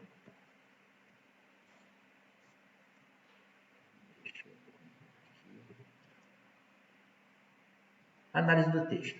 Em 2013, a oferta de emprego nas cidades do interior de 9 estados, São Paulo, Rio, Minas, Pernambuco, Bahia, Paraná, Rio Grande do Sul, Ceará e Pará, superou expressamente a das áreas metropolitanas desses estados. Então, a oferta de emprego, eu já vou destacar aqui, oferta de emprego. Por que em 2013 tem vírgula? Essa vírgula é obrigatória? Não, é facultativa. A oferta de emprego nas cidades do interior de 9 estados superou o quê? A oferta de emprego, né, das áreas metropolitanas desses estados. Áreas metropolitanas são as áreas mais urbanas. E aqui, ó, as cidades do interior, tá? Desse estado, de acordo com os dados do Cadastro Geral de Empregos e Desempregados do Ministério do Trabalho e Economia. Trabalho e emprego. E não é fato episódico, quer dizer, não é uma coisa esporádica, episódico, né? É esporádico. Mas, olha aí a ideia de contrariedade. Uma nova tendência ou processo, pois, desde 2010, cresce o peso do interior na contratação de mão de obra formal, enquanto se reduz o peso nas grandes capitais. Então, aqui é proporcional, né? Desde 2010, o interior aumenta a contratação de mão de obra, ao passo que não se reduz o peso das grandes capitais. Tá? Então, as grandes capitais, de certa forma, está perdendo pelo menos nesse período aí para o interior em termos de contratação. Há vários aspectos importantes nessa mudança. Que mudança? Fazer com que o interior, de repente, tenha uma oferta de emprego maior do que nas grandes cidades, é evidente. Do vetor de emprego. Ela é registrada, ela quem? A mudança. Né? Olha que tá, feminino, né? Ela é registrada nos serviços, no comércio, na construção civil e ainda mais, além disso, ademais, na indústria. Neste segmento, que segmento? Né? Industrial, né? Enfim. Reforça-se industrial, da construção civil, do comércio. Né? Nesse segmento, reforça-se a convicção de que o interior não só oferece melhor condição de instalação de novas fábricas. Opa, aqui tem novas fábricas. Novas fábricas está falando de quem? De indústria. Então, quando fala neste segmento, que segmento? Indústria. Né? Novas fábricas, como de contratação do pessoal que pode trabalhar perto de casa. Então, gente, destaca aí, ó, trabalhar perto de casa e da família. Esse é um fator importante. Com menor custo de transporte, olha aí, e menor perda de tempo de deslocamento. Então, essa aqui seria o quê? As vantagens, tá, do interior, que possivelmente estabelece uma relação de causalidade para o quê? Para o aumento das ofertas de emprego em relação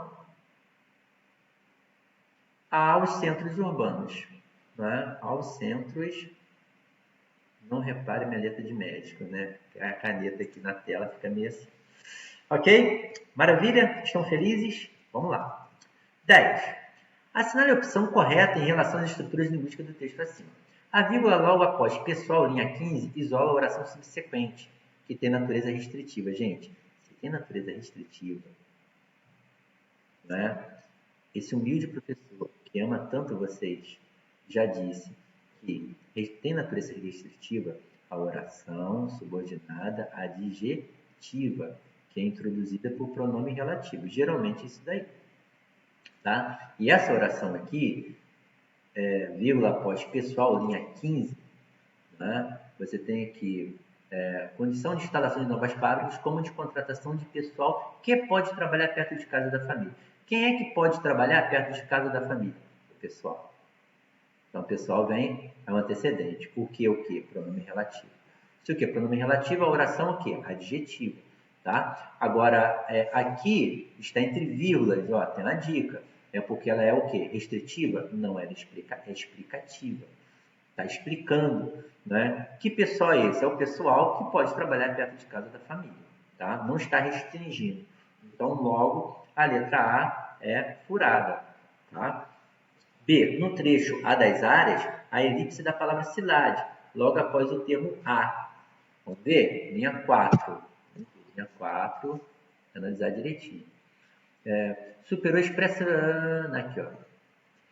A oferta de emprego na cidade do interior de 9 estados superou expressamente a oferta de emprego das áreas metropolitanas, né?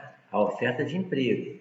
Então, aqui, no trecho A das áreas, a elipse da palavra cidade? Não. Elipse da palavra ofertas, tá? Beleza? Então, eu já venho aqui, ó, na letra B e já furado. C. Prejudicam-se a correção gramatical do período e suas relações sintáticas ao substituir pois, linha 7, não é? Por qualquer um dos termos a seguir. Porquanto, já que, porque, visto que. Vamos lá, linha 7 para ver? E não é fato episódico, mas uma nova tendência ou processo. Pois, desde 2010, cresce o peso do interior da produção de mão de obra. Aqui, esse pois estabelece uma ideia de explicação. Tá? Tudo bem. Então, às vezes, existe até essa confusão. Pode ser explicativo ou pode ser causal. Aqui é explicativo. Tá? Mas mesmo se fosse causal, tá bom? Teria o mesmo tipo de análise. Por quê? Porque você pode usar o porquanto, não é? Você pode usar o já que, o porquê e o visto que. São todos elementos que servem tanto para explicar quanto para indicar uma causa. Não é? Então, o que a gente faz? A gente percebe que, se você substituir o pois por quanto, já que, porquê e visto que, não altera ou não prejudica a correção gramatical. Aqui está prejudicam, negativo, essa está furada. Você pode colocar lá, né? E não é fato episódico, mas a nova tendência ou processo.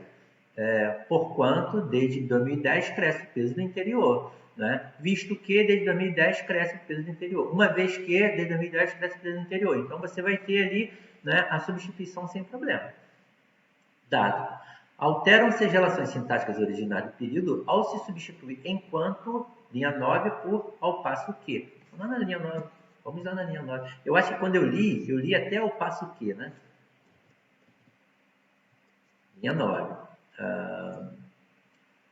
Aqui, ó. Cresce o peso do interior de mão de obra formal ao passo que se reduz o peso das grandes capitais. Então, de maneira alguma se altera essa condição sintática. Né? Não altera a condição sintática. Então, aqui, altera? Não. Também está furado. Agora, a linha 11, vetor. Está sendo utilizado assim, de direção, orientação e sentido. Posso ir lá na linha 11 para fazer essa análise. Há vários aspectos importantes nessa mudança do vetor do emprego, da direção do emprego. Né? Então, ali, vetor pode sim ser substituído por direção, né? Por sentido ou por orientação. Resposta certa, letra E. Ok? 11. Com referência às ideias e informações do texto acima, assinale a opção correta. Depende-se das ideias do texto que algumas condições de trabalho nas capitais são desfavoráveis, principalmente por causa da necessidade de grande deslocamento entre casa e o local de trabalho. B. A atração das pequenas cidades para a instalação de fábricas é um fenômeno episódico. Opa, você está dizendo aqui que é episódico? Gente, eu já risco. Se você falar no trecho, está claro lá que não é episódico. C. O peso da contratação de mão de obra nas grandes capitais continua crescendo. Gente, continua crescendo, já é furada, porque o texto lá diz que o que está crescendo é o interior. De forma acelerada, negativo. Então, contradição, eu já elimino a letra C. D. A instalação de novas fábricas no interior dos estados tem sido muito prejudicada, porque as condições de disponibilidade de matéria-prima na capital são muito melhores. Gente, matéria-prima, o texto não fala sobre disponibilidade de matéria-prima. Isso aqui é o quê? Extrapolação. Eu já elimino essa. Tá? E no interior não está sendo prejudicada, está crescendo, está se desenvolvendo, melhor até do que nas grandes cidades, não está sendo prejudicada. Ok? Em todos os estados brasileiros, a oferta de empregos é maior em cidades menores do interior que estão distantes das áreas metropolitanas da capital. Gente, em todos os estados brasileiros. Vê lá se o texto fala de que em todos os estados brasileiros, de maneira alguma. Né? São 9 estados e não todos os estados. Por favor, né? Não vamos errar esse tipo de questão na prova, não. Tá? Então, qual seria a resposta correta? Depreende-se das ideias do texto que algumas condições de trabalho nas capitais são desfavoráveis. Gente, olha só, depreende-se, depreende-se, extrai-se do texto. Aqui, com referência às ideias, às informações do texto. Tá? Então, pressupõe-se que os fatores desfavoráveis são o quê? São a causa da necessidade de grande deslocamento entre a casa e o local de trabalho. Isso é desfavorável nas grandes cidades. Fala que São desfavoráveis nas grandes cidades? Não. Mas fala que são favoráveis no interior. Então, se são favoráveis para o interior, logicamente vão ser o quê? Desfavoráveis para as capitais. Se uma pessoa do interior trabalha perto de casa, isso é favorável. Se ela vai trabalhar nas grandes cidades, que é longe, isso vai ser um fator desfavorável. Logo, a resposta certa é a letra A. A de amor, não é? Gente, que maravilha, né? Puxa, graças a Deus, cara. Tô muito feliz, né? Muito contente aí com essa nossa aulinha. Nossa aulinha, 1 hora e pouco, né? Quer dizer, na aula passada eu estava com pouco espaço no computador, então chegou uma hora que a gravação ela parou aí, não teve como a gente continuar. Mas hoje que bom, eu consegui fazer as configurações necessárias e a gente ficou um tempo a mais, né? Eu acho que é um tempo que seja útil para vocês. Nós estamos aqui com esse propósito, coração aberto, torcendo por todos vocês, pedindo que Deus possa abençoar a mente, que vocês, a vontade, gente, isso é tão importante, sabe? Pedir a Deus pela vontade, porque quando você tem vontade de estudar, quando você tem vontade de aprender, cara, passar no concurso é uma consequência natural. Você de se rasgar, de gladiar para você, não, tem que estudar. Não, cara, faça as coisas com amor. Se dedique àquilo que você está fazendo. Cora Coralina, ela diz: o que merece ser feito, merece ser bem feito. Cara, se a gente vai perder tempo para fazer as coisas mal feitas, por que a gente não usa esse tempo para fazer a coisa bem feita? É uma questão de quê? De decisão. Qual é a decisão que você tem tomado? A decisão que você toma na sua vida é que vai determinar o que você vai ser. É que vai determinar não somente o presente, mas também o seu futuro. Se você está tendo a oportunidade de ouvir esta aula, de assistir a essa aula, né? E você tem a oportunidade de aprender. Quando você lê um texto, vai analisar o texto, isso acrescenta informações, deixa você muito mais ávido, muito mais perspicaz, deixa você, né, com mais percepção. A interpretação, a leitura que você faz do mundo começa a se modificar. Então, você não está estudando apenas para o concurso, você está estudando para se tornar uma pessoa melhor, gente. Que coisa maravilhosa essa oportunidade que a gente está tendo de conversar, de analisar os textos, de corrigir uma prova. Cara, uma prova que você poderia ter feito. Quiçá a prova que você há de fazer seja nos mesmos moldes que essa que nós analisamos. E a CESP ela tem essa tendência de repetir aquele padrão. A prova de 2014 não há importância nisso. Se você for ver, é o mesmo padrão, é o mesmo esquema, é o mesmo perfil. Então, qual é a orientação que o professor passa para você? Né? É essa ideia de que você é uma pessoa iluminada, você é uma pessoa que foi escolhida, você é uma pessoa diferenciada. Porque só o fato de você estar assistindo a esta aula já coloca você numa condição de privilégio em relação a muitas pessoas mesmo. Então, não se preocupe com a quantidade de candidatos. Não se preocupe com isso. Se preocupe em estudar, se preocupe em dar o seu melhor, sabe? Se dedicar, perseverar, porque isso gera em você uma autoconfiança, isso gera em você um conforto. Você olha e pensa assim, cara, estudei, eu me preparei, eu fiz o meu melhor, vou ter medo de quê? A sorte está sendo lançada. Tenho certeza que a mão de Deus estará ali comigo, eu vou conseguir lembrar daquilo que eu estudei.